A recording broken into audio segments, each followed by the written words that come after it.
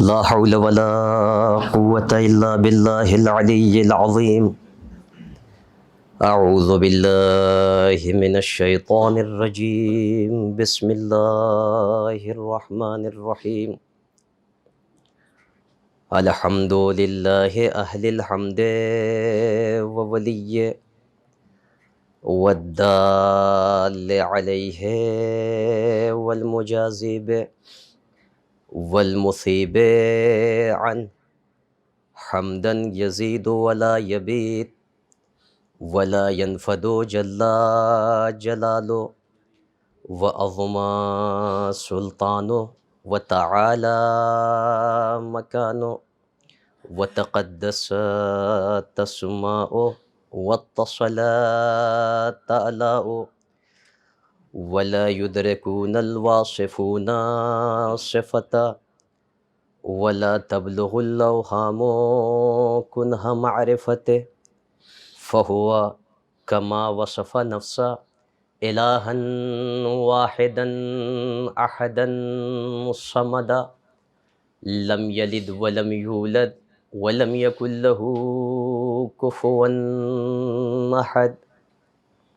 ثم الصلاة والسلام على أشرف الأنبياء والمرسلين مولانا ومولى الثقلين محبوب رب المغربين والمشرقين جد الحسن والحسين أبي الزهراء محمد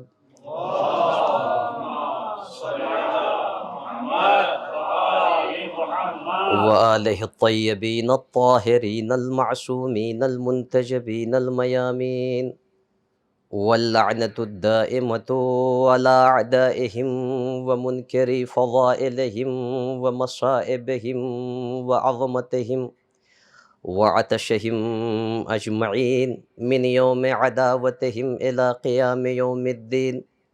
أما بعد فقد قال الله الحكيم في كتابه الكريم وهو أصدق القائلين وقوله الحق. بسم الله الرحمن الرحيم. ولتكن منكم أمة يدعون إلى الخير ويعمرون بالمعروف وينهون عن المنكر وأولئك هم المفلحون. صلوات على محمد وآلہ.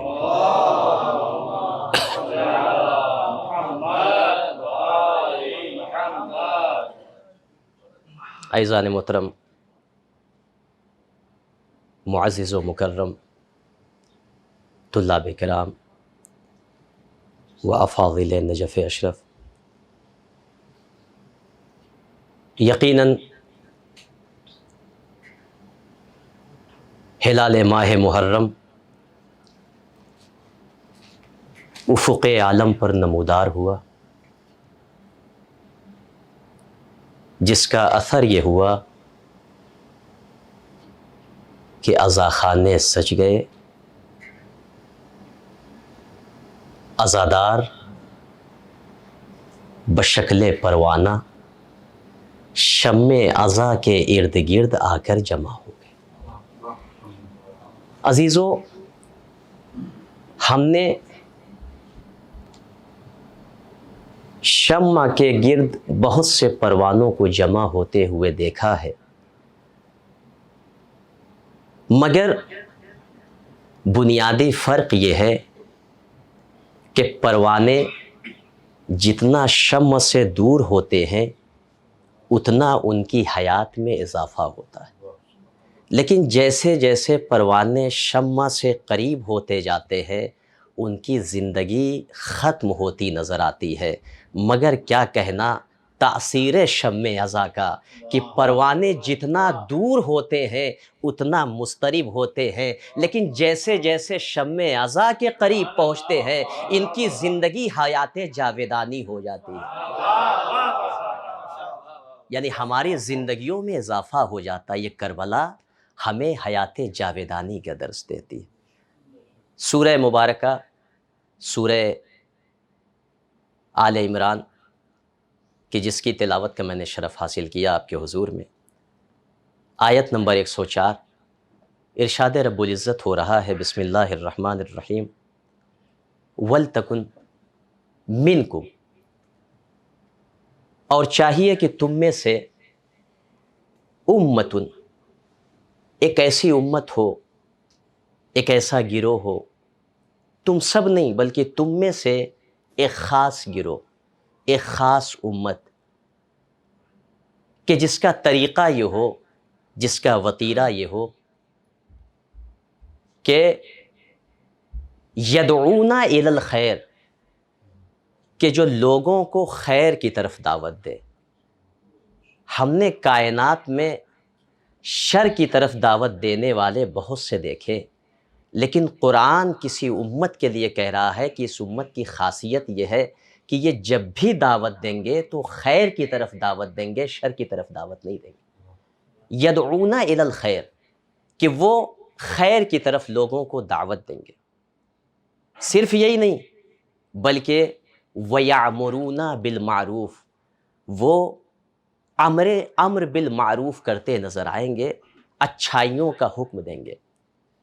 وَيَنْهَوْنَ عَنِ الْمُنْكَرِ، اور لوگوں کو منکرات سے، برائیوں سے منع کریں گے، روکیں گے۔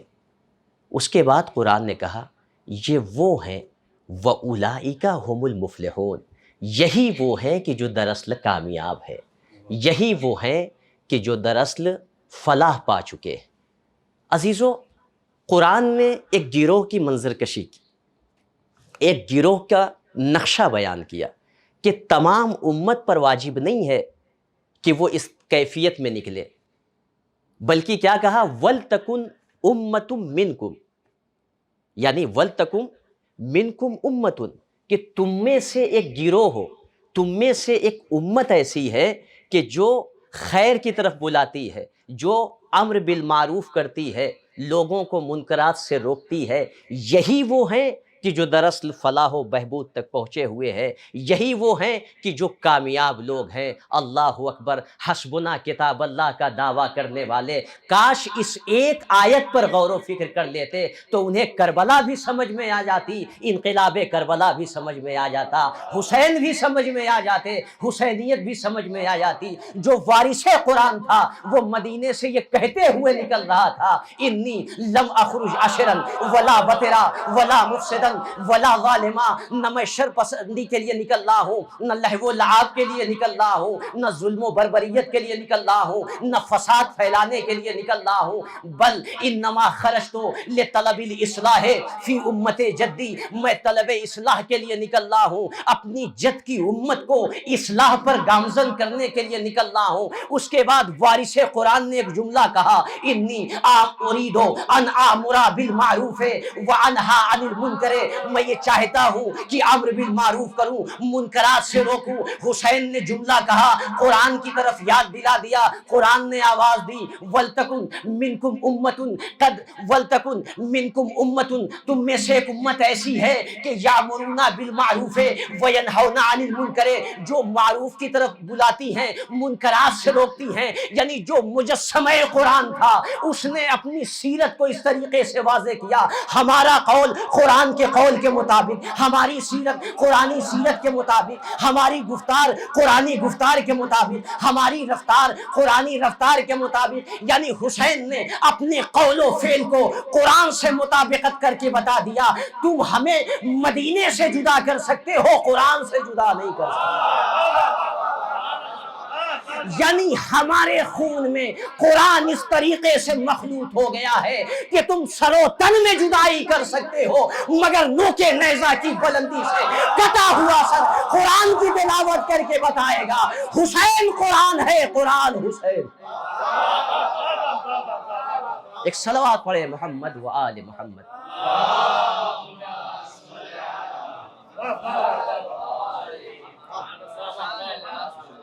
وہ ہیں کہ جو خیر کی طرف لوگوں کو بلاتے ہیں، امر بالمعروف کرتے ہیں، منکرات سے روکتے ہیں۔ اولئک هم المفلحون، یہ معمولی ہستیاں نہیں ہیں، یہ وہ ہیں کہ جو اللہ کے نزدیک کامیاب ترین ہستیاں۔ امام نے اپنے منشور کا اعلان کیا، انی لم اخرج عشرا ولا بطرا، کہ میں لہو و لعاب کے لیے نہیں نکل رہا ہوں، میں غرور و تکبر کے لیے نہیں نکل رہا ہوں، امام کی سیرت اور امام کے قول پر اگر امت غور کر لے تو یقیناً حسین بھی سمجھ میں آ جائیں گے، کربلا بھی سمجھ میں آ جائے گی۔ جو مجسمہ قرآن ہو، اگر قرآن صامت ہے تو حسین قرآن ناطق ہے۔ قرآن نے دستور دیا، حسین نے دستور پیش کیا۔ قرآن نے کردار بیان کیا، حسین نے اپنے کردار کو امت کے سامنے اجاگر کیا۔ قرآن کو سمجھنا ہے، حسین کو سمجھ لو۔ کیا کہا؟ خدا کی قسم، جو زبان عصمت کا پروردہ ہو، جو آغوش رسالت میں پروان چڑھا ہو، اس کا فعل شریعت سے جدا نہیں ہو سکتا۔ کیا خوبصورت حسین منظر ہے، خدا کی قسم۔ انی لم اخرج عشرا ولا بطرا، نہ میں لہو و لعاب کے لیے نکل رہا ہوں، نہ ہی میں غرور و تکبر کے لیے نکل رہا ہوں، نہ ریاکاری کے لیے نکل رہا ہوں۔ حسین کے ایک جملے نے، اس جملے نے مسلمانوں کو قرآن کی آیت یاد دلا دی۔ قرآن پڑھتے ہو، کبھی تدبر کر لیا کرو، کبھی تفکر کر لیا کرو، کبھی غور و فکر سے کام لیا کرو۔ حسبنا کتاب اللہ کا دعویٰ تو کر دیا، مگر قرآن کو تم نے سمجھا ہی نہیں۔ اگر قرآن سمجھنا ہے تو حسین کے قول کی تفسیر چاہیے۔ حسین کا قول تفسیر قرآن کے عنوان سے۔ امام نے عجیب جملہ کہا، جب یہ آیت میری نظر سے گزری تو خدا کی قسم ذرا توجہ کریں کہ حسین کا اقدام اور ان کا قول قرآن سے کتنی مطابقت رکھتا ہے۔ امام نے کیا کہا؟ انی لم اخرج عشرا ولا بطرا ولا مفسدا ولا ظالما، نہ میں لہو و لعاب کے لیے نکل رہا ہوں، نہ میں غرور و تکبر کے عنوان سے نکل رہا ہوں، نہ ظلم و بربریت کے لیے نکل رہا ہوں، نہ حسین فساد برپا کرنے کے لیے گھر سے نکل رہا ہے۔ قرآن نے آواز دی، سورۃ الانفال اس کی 47ویں آیت، کہ ایک منظر پیش کیا کہ ایک قوم ایسی ہے، ایک گروہ ایسا ہے، ایک امت ایسی ہے کہ وَلَا تَكُونُوا كَالَّذِينَ، تم ان کی طرح سے نہ ہو جانا کہ یخرجون بطرا ورعاء الناس، کہ جو گھر سے نکلتے ہیں تو ظلم و بربریت کے لیے نکلتے ہیں، فساد برپا کرنے کے لیے نکلتے ہیں، غرور و تکبر کے عنوان سے نکلتے ہیں، ورعاء الناس، لوگوں کو دکھانے کے لیے گھر سے نکلتے ہیں، وَيَصُدُّونَ عَن سَبِيلِ اللَّهِ، ان کا ہدف یہ ہوتا ہے کہ لوگوں کو سبیل الہی سے روک دے۔ امام نے اپنے منشور کا اعلان کیا کہ میں نہ لہو و لعاب کے لیے نکل رہا ہوں، نہ ریاکاری کے عنوان سے نکل رہا ہوں، نہ غرور و تکبر کے عنوان سے نکل رہا ہوں۔ یعنی امام نے بتا دیا ہر نکلنے والا کامیاب نہیں ہوتا۔ غرور و تکبر کے عنوان سے بھی قوم نکلی، رعاء الناس کے لیے بھی نکلی، لوگوں کو سبیل الہی سے روکنے کے لیے بھی نکلی۔ قرآن نے آواز دی ویسے نہ ہو جانا۔ امام نے بتایا وہ اور ہوتے ہیں کہ جو امت کو سبیل الہی سے روک دے۔ ہم صراط مستقیم کے ماننے والے ہیں، بلکہ انا صراط المستقیم، میں خود صراط مستقیم ہوں، لہذا امت کو تمام راستوں سے لا کر سبیل الہی پر جمع کر دوں گا۔ یہ حسین کا کام۔ حسین کا دستور یہ ہے کہ امت کو سبیل الہی کی طرف لے کے جائے۔ اور حسین مظلوم نے کیا کہا کہ فساد، لہو و لعاب، بربریت، غرور و تکبر کے عنوان سے حسین نہیں نکلنا، بلکہ میں امر بالمعروف کے لیے، نہی عن المنکر کے لیے مدینے کو چھوڑ رہا ہوں۔ خدا کی قسم، ہم اگر چاہنے والے، ہم عزادار، ہم شمع عزا کے پروانے، اگر امام کے اس جملے پر غور کریں اور اپنی زندگی میں اسے پنہا کر لیں، اس پر عمل کر لیں، تو خدا کی قسم ہماری دنیا بھی کامیاب ہو جائے گی، آخرت بھی کامیاب ہو جائے گی۔ امام نے کیا کہا؟ چاہنے والوں، لہو و لعاب کے لیے حسین نہیں نکل رہا ہے، غرور و تکبر کے لیے حسین کا قیام نہیں ہے، بربریت کے لیے حسین نہیں نکل رہا ہے، ظلم و فساد برپا کرنے کے لیے حسین نے مدینے کو نہیں چھوڑا۔ یعنی امام نے اپنے اس قول سے بتا دیا اگر حسینی ہو تو لہو و لعاب نہیں ہوگا، اگر حسینی ہو تو غرور و تکبر نہیں کرو گے، اگر حسینی ہو تو فساد برپا نہیں کرو گے، اگر حسینی ہو تو ظلم کو آشکار نہیں کرو گے۔ یعنی اگر کربلا ہمارے لیے دستور ہے تو اب جو بھی حسینی ہوگا وہ بربریت نہیں پھیلائے گا، وہ فساد نہیں پھیلائے گا، وہ لوگوں کو سبیل الہی سے نہیں روکے گا۔ مطلب کیا ہے؟ مولا بتانا کیا چاہتے ہیں؟ اگر تم حسینی ہو تو اپنے کردار کو کردار حسین سے ملا لو، اتنا بلند کر لو جب دنیا تمہیں دیکھے تو یہ کہنے کو مجبور ہو جائے جب حسینی ایسے ہیں تو حسین کیسا ہوگا۔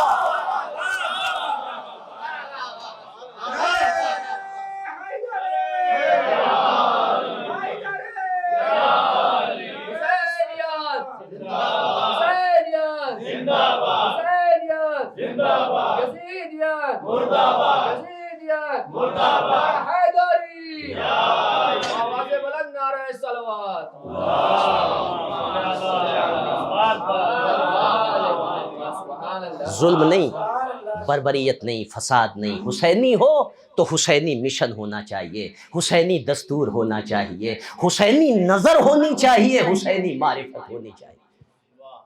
امام تک پیغام پہنچا کہ اے فرزند رسول، حاکم نے آپ کو یاد کیا ہے، رات کی اس تاریکی میں حاکم نے آپ کو بلایا ہے۔ جو وارث قرآن تھا، جو وارث شریعت تھا، وہ مفہوم سمجھ گیا کہ کس لیے جو حاکم کی بیٹھک کا وقت نہیں ہے اس وقت حسین کو بلایا جانا۔ اس کا مطلب یہ ہے کہ کوئی مسئلہ ہے، حسین کو پتا تھا۔ بنی ہاشم کا ایک گروہ لیا ساتھ میں، تقریباً 30 افراد، بعض روایات میں ملتے ہیں کہ امام دارالامارہ پہ پہنچے۔ امام جو ولید کا دربار تھا مدینے میں، وہاں پہنچے۔ بنی ہاشم سے کہا اگر میری آواز بلند ہو تو تم اندر آ جانا، وگرنہ میرا انتظار کرنا۔ صلح و آشتی کا پیکر، صلح حسن کا مظہر، خرامہ خرامہ ولید کے دربار میں پہنچا۔ امام نے ولید سے پوچھا ولید اس وقت بلانے کا سبب کیا ہے؟ تو حاکم نے کہا کہ معاویہ فوت ہو گیا اور اس نے اپنا جانشین یزید کو بنایا ہے۔ یزید نے بیعت کے لیے کہا ہے، آپ سے بیعت لینے کا حکم دیا ہے۔ کہا اچھا۔ امام نے عجیب جملہ کہا کہ دیکھو مجھ جیسا انسان رات کی اس تاریکی میں یزید کی بیعت نہیں کر سکتا، اور نہ ہی تم میری اس وقت کی بیعت پر اکتفا کرو۔ یعنی امام نے ایسا راستہ اختیار کیا کہ بات کو یہیں پر تمام کر دیا جائے۔ کہ نہ میں اس رات کی تاریکی میں یزید کی بیعت کرنے والا ہوں، اور نہ ہی تم میری بیعت پر اکتفا کرو گے، اس لیے کہ یزید کا مقصد یہ ہے کہ لوگوں کو پتا چل جائے کہ حسین نے یزید کی بیعت کی۔ لہٰذا جب دن کا اجالا ہوگا، مجمع عام کو جمع کرنا، جب اجتماع ہو جائے مسجد میں تب مجھے دعوت دینا، اس کے بعد میں یزید کی بیعت کے لیے آؤں گا۔ امام نے یہ کہا، بات یہی مکمل ہوئی اور امام نے چاہا کہ وہاں سے نکلے۔ عزیزو، ولید کے پہلو میں اس کا وزیر اخبث الناس، جسے تاریخ نے مروان کہا، وہ بیٹھا ہوا تھا۔ اس نے ولید کو مشورہ دیا کہ ولید، اگر اس وقت حسین تیرے قبضے سے نکل گئے تو حسین کبھی ہاتھ نہیں آئیں گے، مگر یہ کہ کشتوں پہ پشتے لگ جائیں، مدینے کو خون سے بھر دو، تب حسین ہاتھ آئیں گے، وگرنہ ہاتھ نہیں۔ کہا کیا کریں؟ کہا حسین سے یا بیعت لے لو یا حسین کا سر قلم کر دو۔ تاریخ نے جملہ لکھا کہ ولید نے مروان سے، خود امام کے آنے سے پہلے بھی جب خط پہنچا ہے تو ولید نے مروان سے مشورہ کیا، اور مروان نے مشورہ دیا تو یہ کہا کہ اگر میں تمہاری جگہ ہوتا تو میں حسین کا سر قلم کر دیتا، میں حسین کو قتل کر دیتا۔ تو ولید نے کہا کہ تم نے میری دنیا بھی برباد کر دی، آخرت بھی برباد کرنے پر لگے ہوئے ہو، مجھے فرزند رسول کے قتل کا حکم دیتے ہو۔ یعنی ولید اور مروان کی اس گفتار نے امت کو ایک دستور دے دیا کہ ہر ایک سے مشورہ نہیں کرنا، مشورہ اس سے لو کہ جو اہل مشاورت ہو، کہ جو مشاورت کا اہل ہو اس سے مشورہ کرنا، نااہلوں سے مشورہ نہیں لیا جاتا۔ اگر نااہل سے مشورہ لوگے تو بات یہاں تک پہنچے گی، یعنی مطلب یہ ہے، پتہ یہ چلا کہ جب مشورہ شریف سے کرو گے تو مشورے میں شرافت نظر آئے گی، مروان جیسے خبیث سے مشورہ لوگے تو صرف خباثت نظر آئے گی۔ لہذا مشورہ اس سے کرنا کہ جو مشاورت کا اہل ہو، نااہلوں سے مشورہ نہیں کیا جاتا۔ امام نے یہ جملہ کہا تو مروان نے کیا کہا؟ کہا اے ولید، اے حاکم، یا تو حسین سے بیعت لے لے یا حسین کا سر قلم کر لے۔ خدا کی قسم تاریخ نے عجیب منظر پیش کیا کہ جو اب تک جو صلح حسن کا مظہر تھا، ولید کے اس جملے کو سن کر وہ شجاعت حیدریہ کا وارث بن گیا۔ ایک مرتبہ جیسے ہی یہ جملہ ولید کے دربار میں مروان نے کہا کہ یا تو حسین سے بیعت لے لے یا حسین کا سر قلم کر لے، اگر اس وقت تیرے دربار سے حسین نکل گئے تو کبھی ہاتھ نہیں آئیں گے۔ جیسے ہی مروان نے یہ جملہ کہا، بیک مرتبہ جو شجاعت حیدریہ کا وارث تھا وہ شیر غضنفر کی طرح مروان پر ٹوٹ پڑا اور ایک جملہ کہا۔ تاریخ نے منظر لکھا، فوثبا اندہ ذالک الحسین۔ جیسے ہی مروان نے یہ جملہ کہا کہ اے ولید حسین کو قتل کر لے، ایک مرتبہ شجاعت حیدریہ کا وارث مروان پر ٹوٹ پڑا۔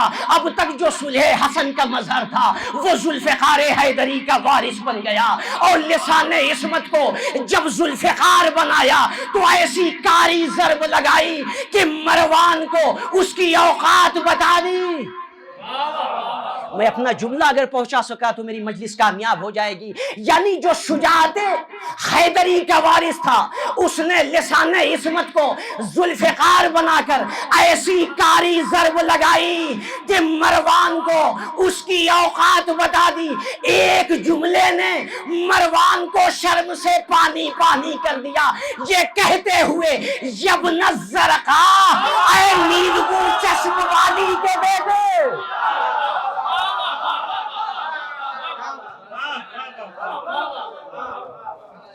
یبن الزرقاء، اے نیلگون چشم والی کے بیٹے۔ امام کے ایک جملے نے مروان کو شرم سے پانی پانی کر دیا۔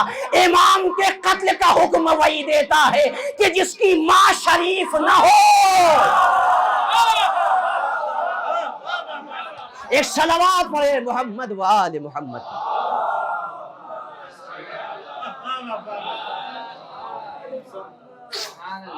یبن الزرقاء اَأَنْتَ تَقْتُلَنِي ام ہوا، کیا تو مجھے قتل کرے گا یا تیرا امیر مجھے قتل کرے گا؟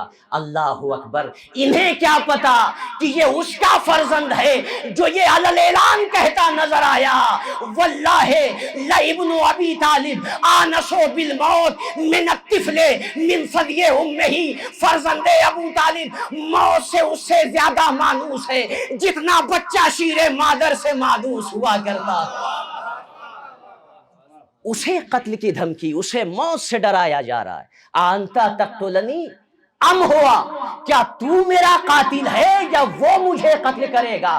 اس کے بعد خدا کی قسم زبان عصمت نے ایک جملہ کہا، واللہ کذبتا واللہ واثمتا۔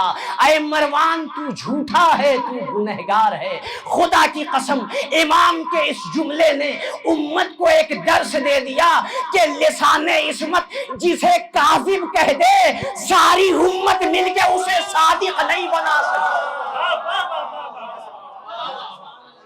لسان عصمت جسے کاذب کہہ دے امت اسے صادق نہیں بنا سکتی تو صدیق کیسے بنا سکتی ہے؟ ایک صلوات پڑھے محمد و آل محمد۔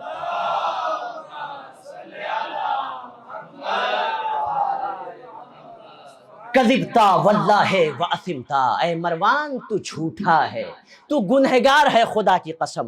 اس کے بعد وَأَقْبَلَ إِلَى الْأَمِيرِ إِلَى الْوَلِيدِ، امام ولید کی طرف متوجہ ہوئے۔ کیوں؟ لیعلنا تصمیمہ علی عدم البیع، تاکہ استحکام انکار بیعت کا اعلان کیا جا سکے۔ ہم یزید کی بیعت نہیں کر سکتے، اس کے انکار کے اعلان کے لیے امام متوجہ ہوئے ولید کی طرف اور ایک جملہ کہا، تاریخی جملہ، ایھا الامیر، اے حاکم سن، بیعت کا مطالبہ کر رہا ہے تو سن لے، انا اہل بیت النبوہ ومعدن الرسالہ ومختلف الملائکہ ومحل الرحمہ بنا فتح اللہ وبنا ختمہ۔ اے حاکم، ہمیں یزید کی بیعت کا حکم دیتا ہے تو ہمارے اوصاف و کمالات کو سن لے، ہم کوئی معمولی فرد نہیں ہیں، انا، بے شک ہم اہل بیت النبوہ، نبوت کے اہل بیت ہیں، اہل بیت نبوت ہے، یعنی جو اہل بیت نبوت ہو وہ اہل بیت حکومت کی بیعت نہیں کر سکتا۔ نبوت کے اہل بیت اور ہوتے ہیں، حکومت کے اہل بیت اور ہوتے ہیں۔ اس کے بعد کیا کہا کہ وہ معدن الرسالہ، ہم رسالت کا مخزن ہیں، ہم رسالت کا محور ہیں، ہمارے یہاں سے رسالت چلی ہے۔ امام نے امیر کو متوجہ کر دیا کہ حسین معدن الرسالہ ہے، معدن الرسالہ معدن الخباثہ کی بیعت نہیں کر سکتا، کہ جس کے یہاں سے صرف خباثت نکلی ہو وہ رسالت کو کیا جانے۔ ہم معدن الرسالہ ہیں، یزید معدن الخباثہ ہے۔ اس کے بعد امام نے کہا ومختلف الملائکہ، ہم وہ ہیں کہ ہمارا گھر ملائکہ کی آمد و رفت سے کبھی خالی نہیں ہوتا، ہمارا لاکھوں سلام، ہماری جانیں قربان ان ہستیوں پر کہ جب تک زندہ رہے ان کا گھر مختلف الملائکہ بنا، جب شہید ہو گئے تو ان کے روضے مختلف الملائکہ کہلائے۔ ہمارا گھر ملائکہ سے خالی نہیں ہوتا، جن کے گھر میں شیطان کی آمد ہو وہ رحمان کی آمد کو نہیں سمجھ سکتے۔ ہم مختلف الملائکہ ہیں۔ اس کے بعد امام نے عجیب جملہ کہا ومحل الرحمہ، ہم رحمت کا محل ہے، ہمارے در کو چھوڑو گے تو زحمت ہی زحمت ملے گی۔ اگر رحمت چاہیے، رحمت اللہ بننا ہے تو در حسین سے منسلک ہو جاؤ، تمہیں رحمت تلاش کرنے کی ضرورت نہیں ہے، رحمت خود تم تک پہنچے گی۔ یعنی دنیا کو امام نے دستور دے دیا کہ ادھر ادھر رحمت کے متلاشی نہ بننا، اگر رحمت چاہیے تو در حسین سے منسلک ہو جاؤ۔ تلک المجالس احبھا، بے شک ان مجلسوں کو امام معصوم پسند کرتے ہیں۔ رحم اللہ من احیا امرنا، ایک مرتبہ امام نے کہا جو ہمارے امر کا احیا کرے اللہ کی رحمت اس پر نازل ہوتی ہے۔ یعنی حسینی بز میں آؤ گے رحمت خود تم تک تلاش کرتی ہوئی نظر آئے۔ تمہیں رحمت تلاش کرنے کی ضرورت نہیں ہے، حسینی بنو، حسین کے در تک آؤ تو رحمت خود تمہیں تلاش کرتی نظر آئے گی۔ ہم محل رحمت ہے۔ اس کے بعد امام نے عجیب جملہ کہا بنا فتح اللہ و بنا ختمہ، اے امیر سن، دین کی ابتدا، شریعت کی ابتدا، افتتاح ہمارے ذریعے سے ہوئی، دین کا اختتام ہمارے ذریعے سے ہوا۔ مولا بتانا کیا چاہ رہے ہیں؟ کا افتتاح دین ہے ذوالعشیرہ، اور اس میں میرے بابا نے نصرت کا وعدہ کیا تھا، تو میرے جد نے کہا تھا کہ یہ میرا بھائی بھی ہے، میرا وصی بھی ہے، میرا خلیفہ بھی ہے۔ دین کی اختتام کا نام ہے غدیر۔ الیوم اکملت لکم دینکم واتممت علیکم نعمتی ورضیت لکم الاسلام دینا۔ مولا بتانا کیا چاہتے ہیں؟ کہ یہی تو امت کو سمجھانا ہے، اگر ہماری ولایت کے بغیر دین کو سمجھو گے نہ ابتدا سمجھ میں آئے گی نہ انتہا سمجھ میں آئے گی۔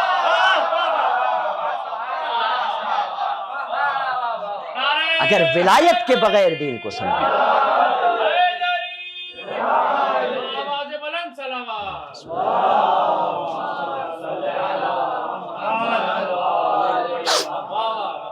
بنا فتح اللہ و بنا ختمہ، ہمارے ذریعے سے اللہ نے افتتاح کیا، ہمارے ذریعے سے اللہ نے اختتام کیا۔ اللہ اکبر۔ اب تک کلام معصوم میں تولا نظر آیا، لیکن اس کے بعد سے تبرے کا آغاز ہوا۔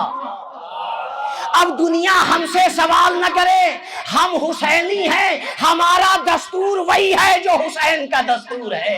امام نے پہلے تولا بیان کیا، یعنی ادھر شجرے طیبہ کی وراثت کا ذکر تمام ہوا، ایک مرتبہ شجرہ خبیثہ کی خباثتوں کا بیان ہوا۔ ادھر جیسے ہی اہل بیت نبوت کے فضائل مکمل ہوئے، امام نے تبرہ شروع کیا، شجرہ خبیثہ کو ان کی اوقات امام نے بتا دی۔ امیر سن، اب تک تو ہمارے فضائل سن رہا تھا، اب مد مقابل کے رذائل بھی سنتا جا۔ یزید کی بیعت کا حکم حسین کو دے رہا ہے۔ ہم اہل بیت نبوت ہے، ہم اہل بیت رسالت ہے، ہم مختلف الملائکہ ہیں، ہم محل الرحمت ہے، افتتاح کائنات ہم ہیں، افتتاح دین ہم ہیں، اختتام کائنات ہم ہیں، اختتام دین ہم ہیں۔ یزید کون؟ کا سن و یزید رجل فاسق شارب الخمر قاتل النفس المحرمہ معلن بالفسق۔ اے امیر، تو یزید کا حکم دیتا ہے، یزید کے اوصاف تو سنتا جا۔ کون یزید؟ جو مرد فاسق ہے۔ کون یزید؟ جو رجل فاسق کا مصداق ہے۔ کون یزید؟ کہ جو شارب الخمر ہے، جو شراب کو پیتا ہو، یعنی جس کی گھٹی شراب سے دی گئی ہو، وہ ابن ساقی کوثر کو نہیں سمجھ سکتا۔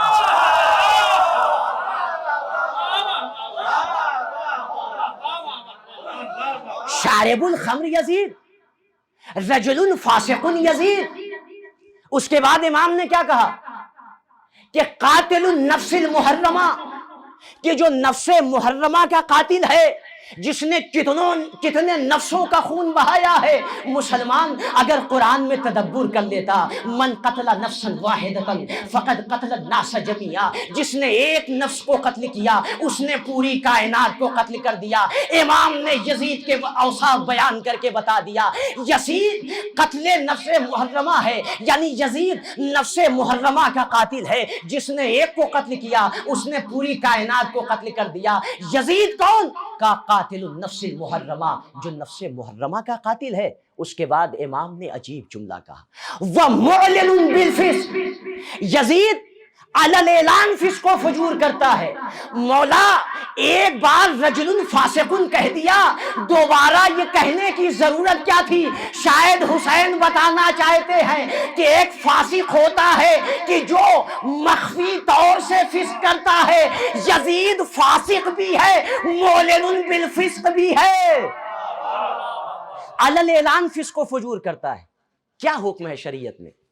کا شریعت میں حکم یہ ہے کہ جو علی الاعلان معلن بالفسق ہے، اس کی گواہی، اس کی شہادت قبول نہیں کی جائے گی۔ شارب الخمر، اس کی شہادت، اس کی گواہی قبول نہیں کی جائے گی۔ کیا مطلب؟ کہ اگر فاسق ہے، فسق ظاہر نہیں ہے، تو اس کی شہادت قبول ہو سکتی ہے، مگر جو معلن الفسق ہو اس کی شہادت و گواہی قابل قبول نہیں۔ تو امت اگر غور کر لے کہ وہ یزید جو لائق شہادت نہ ہو، وہ لائق خلافت کیسے بن گیا؟ جو شریعت میں لائق شہادت نہ ہو وہ لائق خلافت بن جائے۔ اس کے بعد امام نے کہا کہ سنو، یزید معلن بالفسق، علی الاعلان فسق و فجور کرنے والا ہے۔ یہ یزید کے صفات امام نے بیان، اور یہیں پر جہاں امام نے شجرہ خبیثہ کی خباثت کو بیان کیا، شاید اپنے چاہنے والوں کو بھی ایک درس دے دیا۔ اگر حسینی ہو تو فاسق نہ ہونا، اگر حسینی ہو تو علی الاعلان فسق و فجور نہ کرنا، اگر حسینی ہو شارب الخمر نہ ہو جانا۔ یعنی مطلب یہ ہے کہ جو بھی حسینی صفوں میں اگر ان اوصاف کا حامل نظر آئے، سمجھ لینا وہ حسین سے بیزار ہے، حسین اس سے بیزار ہے۔ اے صلوات پڑھے محمد و آل محمد۔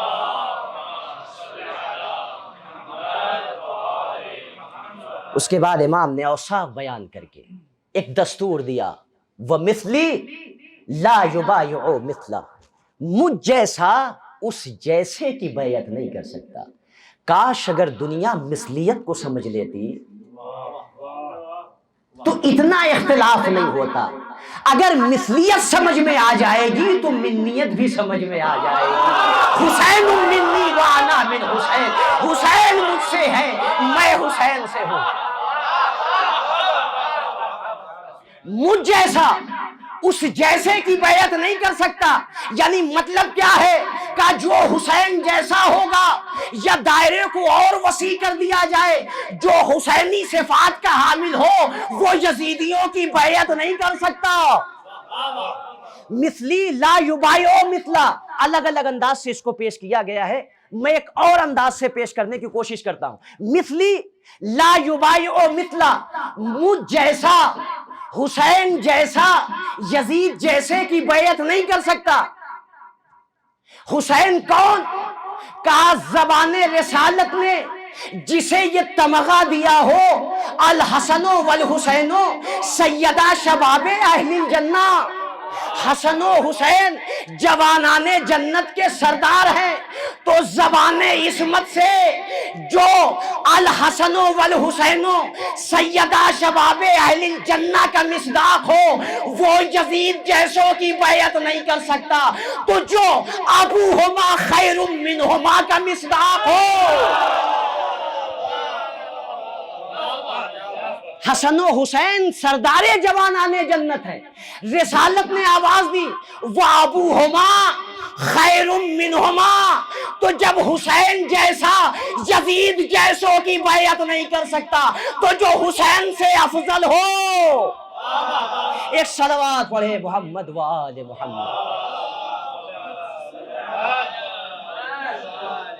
مثلی لا یبایع مثلا، مجھ جیسا اس جیسے کی بیعت نہیں کر سکتا۔ اس کے بعد امام نے ایک جملہ کہا کہ وَلَكِن نُصْبِحُ وَتُصْبِحُونَ وَنَنظُرُ وَتَنظُرُونَ، ہم صبح کریں گے تم صبح کرنا، ہم غور و فکر کریں گے تم نظر کرنا۔ اینا احق بالخلافت والبیع، ہم نے اوصاف و کمالات دونوں طرف کے تمہارے سامنے بیان کر دیے، اب تم غور کرنا کہ خلافت کا اہل کون ہے، یزید ہے یا حسین ہے۔ امام دربار سے آ گئے، دوسرے دن خبیث ملا، مروان آ کے کہتا ہے کہ مولا انی ناصح امین، میں تو ایک ناصح ہوں، میں نے آپ کو نصیحت کی ایمانداری کے ساتھ، امانت کے ساتھ۔ اس کے بعد امام نے پوچھا کہ ماذا یا مروان، تم کہنا کیا چاہتے ہو؟ کہ انی آمرک ببیعت یزید، میں یزید کی بیعت کا حکم دے رہا ہوں۔ کون یزید؟ فَإِنَّهُ خَيْرٌ مِّنْكَ مِنْ دِينِكَ وَدُنْيَاكَ، جو آپ کی دنیا اور آپ کی آخرت سے بہتر ہے، یعنی آپ سے دنیا میں بھی بہتر یزید ہے، آپ سے آخرت میں بھی بہتر یزید ہے۔ اللہ اکبر۔ من کان فی ہذہ اعمی، جو بصیرت کا اندھا ہو وہ بصارت کے اندھوں سے بدتر ہوتا ہے، یعنی جس کے اندر اتنی تمیز نہ ہو کہ کون بہتر ہے کون افضل ہے۔ کہا یزید، اچھا ہر جگہ ہم لوگ گفتگو بھی کرنے لگتے ہیں، امام نے بھی ایک درس دیا کہ جب پانی سر سے اوپر ہو جائے تو وہاں مد مقابل سے گفتگو کرنے کی ضرورت نہیں ہوا کرتی۔ جیسے ہی مروان نے یزید کو حسین سے افضل بتایا، زبان عصمت نے ایک جملہ کہہ کے امت کو درس دے دیا، وعلی الاسلام السلام، ایسے اسلام پر دور سے سلام ہو، اذ قد بلیت الامت برائن مثل یزید، جب امت یزید جیسے چرواہوں کی پیشوا ہو جائے، جب امت یزید جیسے چرواہوں کو اپنا امام مان لے تو ایسے اسلام پر دور سے سلام ہو۔ یعنی امام نے بتا دیا جس امت کا پیشوا یزید جیسا ہو وہ امت نصیحت کی اہل نہیں ہوتی۔ اس کے بعد بس آخری جملہ، اس کے بعد امام نے مروان کی طرف دیکھ کر ایک جملہ کہا، الیک عنی فإنک رجس، مجھ سے دور ہو جا، تو رجس ہے، تو نجاست ہے، ہم مرکز طہارت ہے۔ یہ الیک عنی انی، اس قومو انی سے کتنا قریب ہے کہ جب رسول کہہ رہے تھے قومو انی، میری بزم سے نکل جاؤ،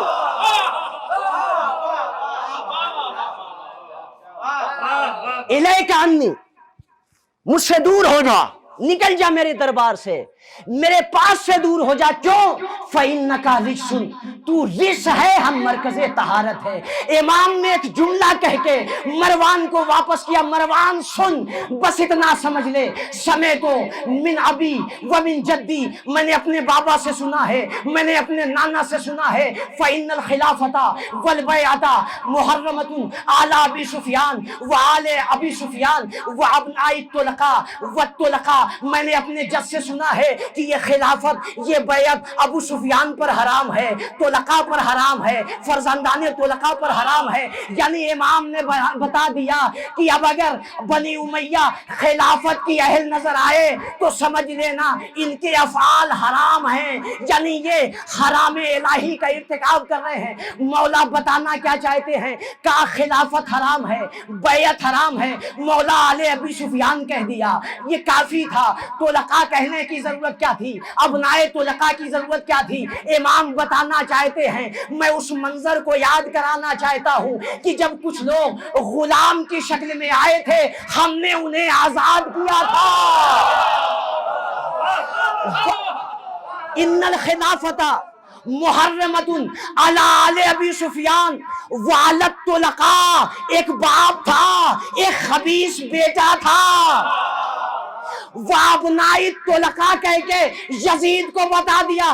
یہی وجہ تھی علی کی شیر دل بیٹی زینب کبریٰ نے دربار یزید میں یزید کو امیر کہہ کے نہیں بلایا، یبن الطلقاء کہہ کے بتایا، تم میرے غلام تھے، آج حاکم بن گئے۔ ایک صلوات پڑھے محمد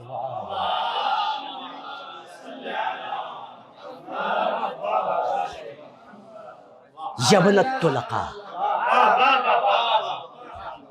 تم امت کے حاکم ہو سکتے ہو لیکن ہماری نظر میں یبن الطلقاء ہو۔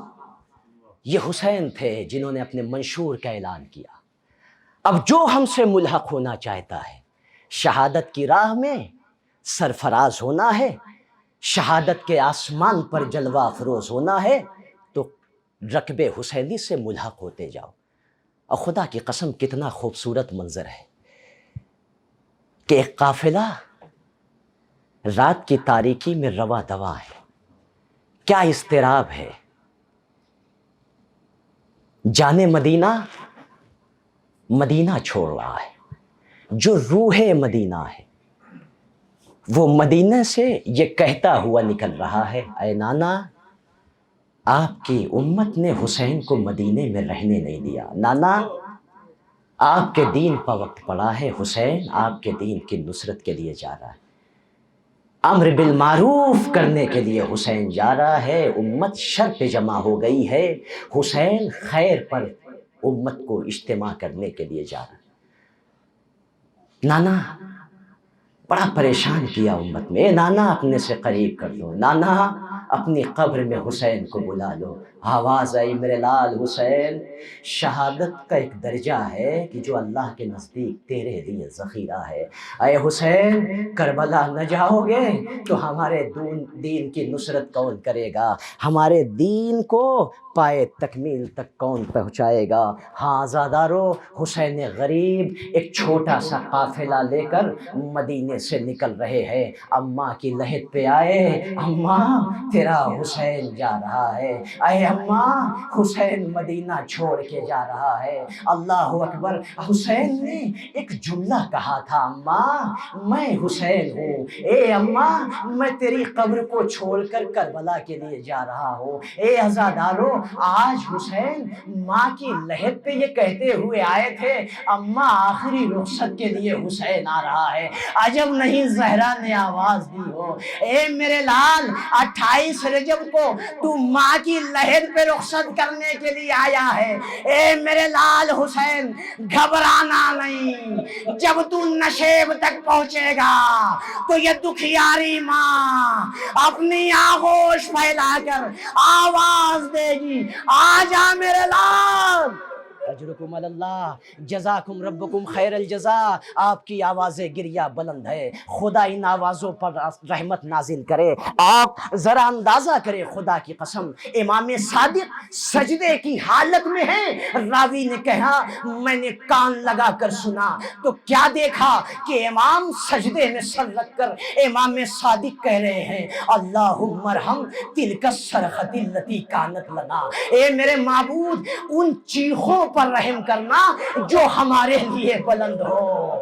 اللہ اکبر، اپنی عظمت پہچانو عزادارو، مجلس ہو رہی ہے، امام صادق جمع ہے، ایک مرتبہ جد کے مصائب ہو رہے ہیں، امام متوجہ ہوئے، اے ابو بصیر میرے جد کے مصائب بیان ہو رہے ہیں، تم گریہ نہیں کر رہے ہو۔ ابو بصیر آگے بڑھے، اے میرے مولا، ارے رومال آنسوؤں سے تر ہے، مولا میری آنکھیں اشکبار ہیں۔ ایک مرتبہ امام تڑپ گئے، نہیں ابو بصیر ایسے نہیں، مولا پھر کیسے؟ کہا ابو بصیر میرے جد پر ویسے رویا کرو جیسے جنت میں میری دادی فاطمہ روتی ہے، واہ حسینہ واہ ولدا۔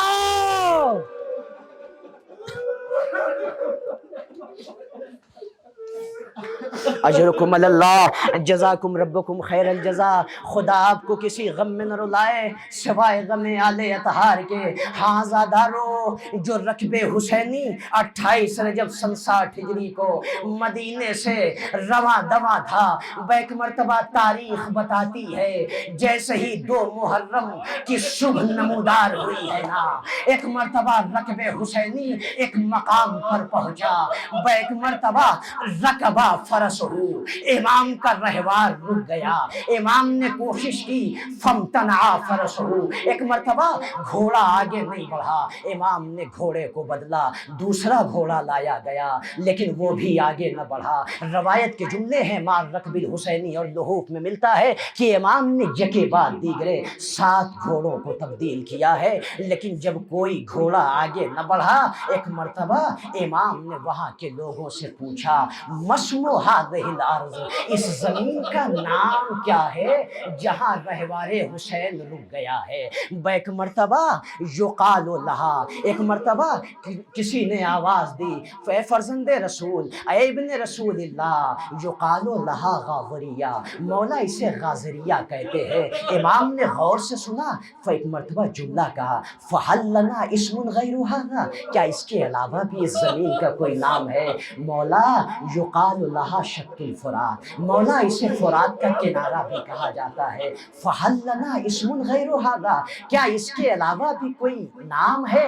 یعنی امام کوئی اور نام سننا چاہ رہے تھے، کیا اس کے علاوہ کوئی نام ہے؟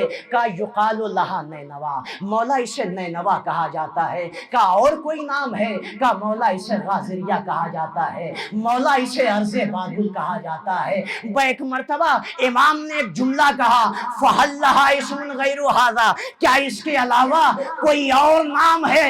ایک ضعیف اپنی جگہ سے اٹھا، ایک جملہ کہتا ہے مولا یقال لہا کربلا، فرزند رسول اسے کربلا بھی کہا جاتا ہے۔ روایت کا جملہ ہے غضب ہو گیا، فَإِنْدَ ذَلِكَ تَنَفَّسَ الْحُسَيْنُ السَّعْدَةَ، امام نے ایک آئے سرد کھینچی اور ایک جملہ کہا فَهَذِهِ أَرْضُ الَّتِي أَخْبَرَهَا جَبْرَائِیلُ جَدِّی، یہی وہ زمین ہے کہ جس کے بارے میں جبرائیل نے بتایا۔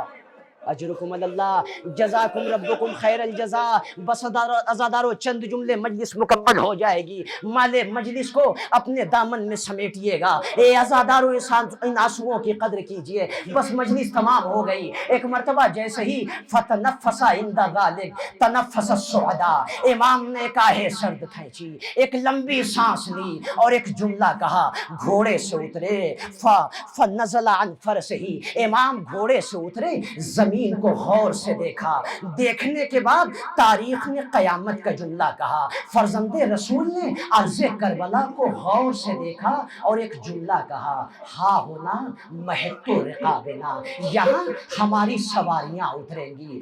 ہا ہونا مہت رقابنا، یہاں پر محملیں اتاری جائیں گی۔ ہا ہونا قتلا رجالنا، یہ وہ زمین ہے، یہ وہ حصہ ہے جہاں ہمارے تمام اصحاب شہید ہو جائیں گے، قتل ہو جائیں گے۔ نہیں عزادارو، قیامت ہو گئی۔ ہا ہونا قتلا رجالنا، یہاں پر ہمارے مرد قتل کیے جائیں گے۔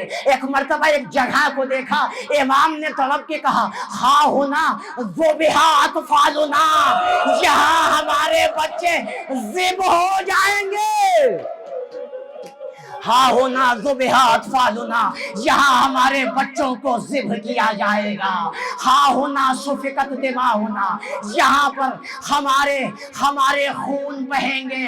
ہا ہونا ہوتکت حریمنا، یہاں پر ہمارے اہل حرم اسیر کیے جائیں گے۔ اے عزادارو، یہ وہ منظر ہے کہ جو 2 محرم کو تھا، کہیں پر محملیں تھیں، کہیں پر خیام تھے، کہیں اصحاب حسین، کہیں انصار حسین۔ عرض کربلا حسینی انوار سے بھری ہوئی تھی، مگر ایک مرتبہ تاریخ نے ایک منظر پیش کیا۔ 10 محرم آئی، عصر عاشور، اب جو زینب نے نظر کی، نہ لشکرے، نہ سپاہے، نہ کثرت الناس، نہ قاسم، نہ علی اکبر، نہ عباس۔ 2 محرم کو کربلا بھری ہوئی تھی، مگر آج کل مجزرینا، کل ازاہی، لاشیں ویسی پھیلی تھی جیسے گوشت فند کو ذبح کرنے کے بعد زمین پر بکھیر دیا جاتا ہو۔ بیک مرتبہ زینب تڑپ گئی، اے بھیا اجرکم اللہ، جزاکم ربکم خیر الجزا۔ بس آخری جملہ ایک عالم دین نے خواب میں دیکھا۔ میں نے کئی سال پہلے ایک معتبر خطیب سے اتبیلویہ میں سنا تھا، حوالہ میرے ذہن میں نہیں ہے، کہ ایک مرتبہ خواب میں دیکھا، کہا جہاں کربلا، زمین کربلا ہے، مقامات کربلا ہے، ایک جگہ پر امام زمانہ ایک بزرگ شخصیت ہے جو چہرے سے نور ساطع ہو رہا ہے۔ کہا میں سمجھ گیا کہ وہ فرزند رسول وارث کربلا ہے۔ کہا بے ساختہ چیخ مار کر امام کو گریہ کرتے ہوئے دیکھا۔ عالم دین تڑپ گئے، کہا مولا تمام مقامات کو چھوڑ کر اس ایک جگہ پر اتنا زارو قطار آپ گریہ کیوں کر رہے ہیں؟ مولا کیا یہاں پر زہیر گھوڑے سے گرے تھے؟ کہا اگر زہیر بھی ہوتے تو وہ بھی اسی طریقے سے گریہ کرتے۔ عالم دین تڑپ گئے، اے فرزند رسول کیا عباس کے بازو یہاں قلم ہوئے تھے؟ کہا اگر عباس جیسا شجاع ہوتا تو وہ بھی ایسے ہی گریہ کرتا۔ کہا مولا کیا علی اکبر کے کلیجے میں برچھی کی علی لگی تھی؟ ایک ایک شہادت کی یاد امام کو دلاتے جا رہے ہیں، لیکن امام ایک ہی جملہ کہتے، بس آخری جملہ، امام ایک ہی جملہ کہتے ہیں کہ اگر اکبر ہوتے تو وہ بھی گریہ کرتے۔ مولا زہیر نہیں، مولا اکبر نہیں، مولا عباس نہیں، مولا کیا یہاں پر آپ کے جد مظلوم گھوڑے سے گرے تھے؟ کیا حسین یہاں پر قتل ہوئے تھے؟ امام تڑپ کے کہتے ہیں اے عالم دین اگر حسین بھی ہوتے تو وہ بھی گریہ کرتے۔ کہا یہ جگہ بڑی عظیم ہے، مولا نہ عباس، نہ علی اکبر، نہ عباس کے بازو، نہ علی اکبر کا کلیجہ، نہ قاسم کے لاش کے ٹکڑے، نہ زہیر کا جنازہ، مولا اس جگہ پر کون سی قیامت ہو گئی؟ مولا تڑپ کے کہتے ہیں اے عالم دین یہ وہ جگہ ہے، ہاں ہونا ضربت امتنا زینب، ہاں ہونا صبیت امتنا زینب، یہاں میری پھوپھی کو تماچے لگے۔